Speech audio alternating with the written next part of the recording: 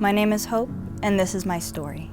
So I have always been in the church. I grew up in a Christian home, knew what the gospel was, knew who Jesus was. And when I was about 6, we had VBS, and I think it was in my parents' backyard, and I decided to give my life to Christ. I heard I am a sinner and that I need to be saved. I can't do that on my own. And the only thing that I can do is give my life to Christ. That really resonated with me at that age. And so that's the day that I decided to give my life over to Him.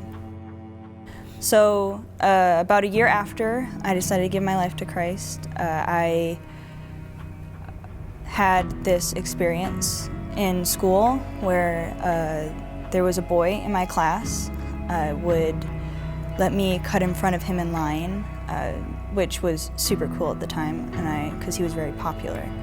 But the problem was that he took that as an opportunity to touch me inappropriately. About a year after that, there was a girl. She was coming over for a sleepover, and she ended up telling me what sex was, trying to get me to watch pornography, and then she didn't try, she successfully played house with me in my own backyard. And then a few years after that, I was around 11, and there was a man at the Waukegan Library, and he honed in on me and my brother and touched me on my hip, followed us down a hallway and tried to trap us in an elevator. And later I ended up almost having to testify in order to get him convicted. And this was not his first time being a sex offender.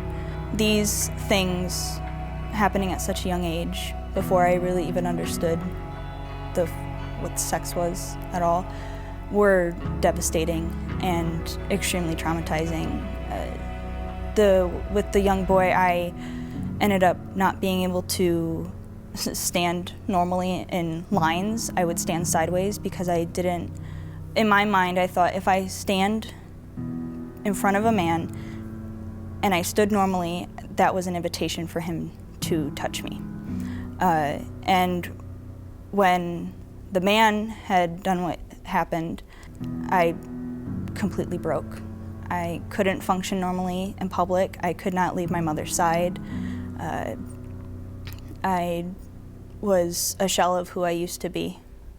The traumas that I experienced when I was young really affected my ability to trust people, and that included God. I replaced that trust with a need to control it on my own, and that included my salvation. I was so afraid that I was not good enough for salvation, and that I understood that He loved me, but I didn't know if I was worthy of it, and that was really the key, was that because I wasn't worthy of it, I probably wasn't saved.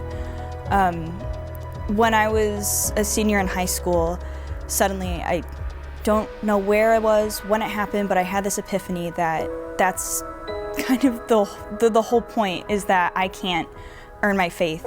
I can't earn salvation. It is all about Him. It has nothing to do with me, and there is so much peace that I get from that now, because there's nothing that I can do, not only to earn it, but more importantly, to lose it, because it's about Him and what He did for me.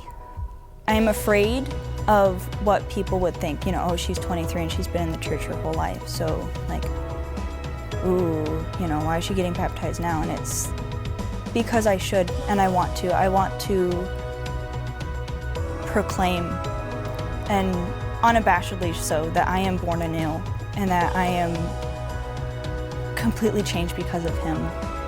And I don't want there to be any question about that.